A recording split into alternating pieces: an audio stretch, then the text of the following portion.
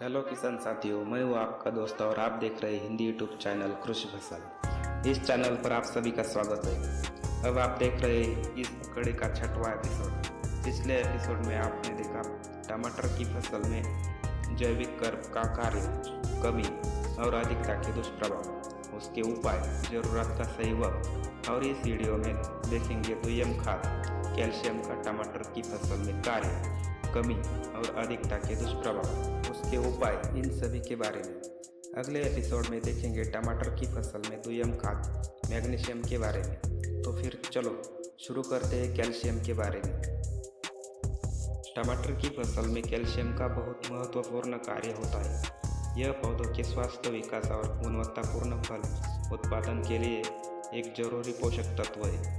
टमाटर की फसल में कैल्शियम के मुख्य कार्य यह है कि कैल्शियम पौधों में कोशिका भित्ति, सेल वॉल का मुख्य घटक होता है। यह कोशिका भित्ति को मजबूत बनाता है, जिससे पौधा और उसके फल स्ट्रक्चरली स्ट्रॉन्ग यानी कि संरचनात्मक रूप से मजबूत रहते हैं।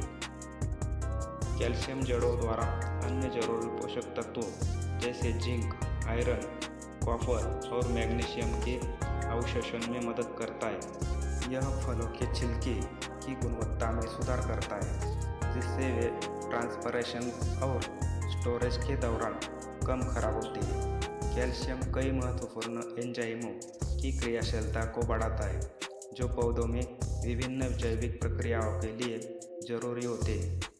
यह पौधे में पानी और अन्य पोषक तत्वों की गति को नियंत्रित करता है, जिससे पौधा तनाव की स्थिति में भी स्वस्थ रहता है।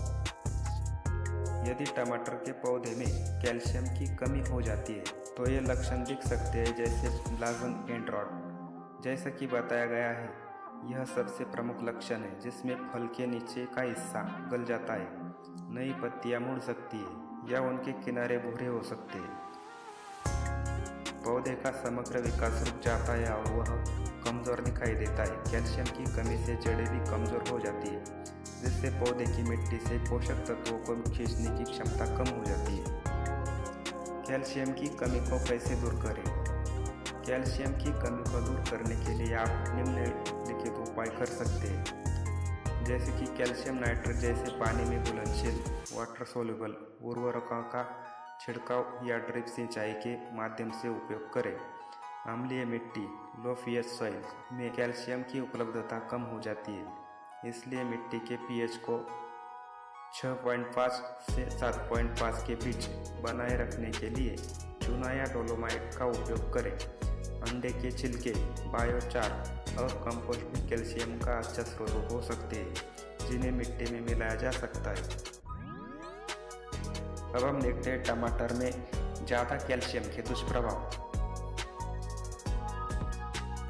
कैल्शियम की अधिकता से मैग्नीशियम, पोटेशियम और कभी कभी बोरॉन और मैग्नीज जैसे पोषक तत्वों के अवशोषण में रुकावट आती है। यह सुनकर अजीब लग सकता है, लेकिन कुछ अध्ययनों से पता चला है कि मिट्टी में कैल्शियम की अत्यधिक मात्रा भी ब्लॉसम एंड रॉट को बढ़ा सकती है। ऐसा इसलिए होता है क्योंकि ज़्यादा कैल्शियम अन्य पोषक तत्वों के अवशोषण को प्रभावित करता है, जिससे पौधे के भीतर एक असंतुलन पैदा होता है।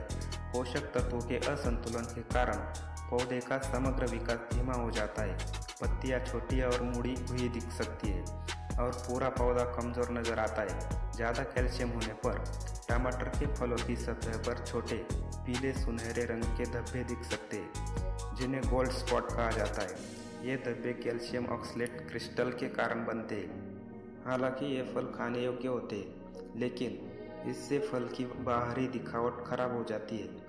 यह समस्या अक्सर मिट्टी में अधिक चूना, लाइम या कैल्शियम युक्त उर्वरकों जैसे कैल्शियम नाइट्रेट का बार बार और बिना सोचे समझे इस्तेमाल करने से आती है।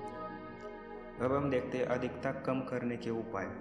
सबसे पहले मिट्टी की जांच करवाएं, ताकि पता चल सके कि मिट्टी में कैल्शियम और अन्य पोषक तत्वों का स्तर क्या है। मिट्टी की ज़रूरत के हिसाब से ही उर्वरकों का इस्तेमाल करें। अगर मिट्टी में कैल्शियम पहले से ही पर्याप्त है तो ऐसे उर्वरकों का इस्तेमाल करें जिनमें कैल्शियम कम या न के बराबर हो, जैसे कि पोटेशियम सल्फेट या अमोनियम सल्फेट। सुनिश्चित करें कि पौधों को पर्याप्त पानी मिले। नमी की कमी भी पोषक तत्वों के अवशोषण को प्रभावित करती है। मिट्टी में जैविक पदार्थ यानी ऑर्गेनिक मैटर जैसे कंपोस्ट मिलाने से मिट्टी की संरचना बेहतर होती है और पोषक तत्वों का संतुलन बना रहता है। याद रखें, किसी भी पोषक तत्व की ज़्यादा मात्रा उसकी कमी जितनी ही हानिकारक हो सकती है। इसलिए संतुलित पोषण प्रबंधन ही स्वस्थ फसल के लिए सबसे जरूरी है।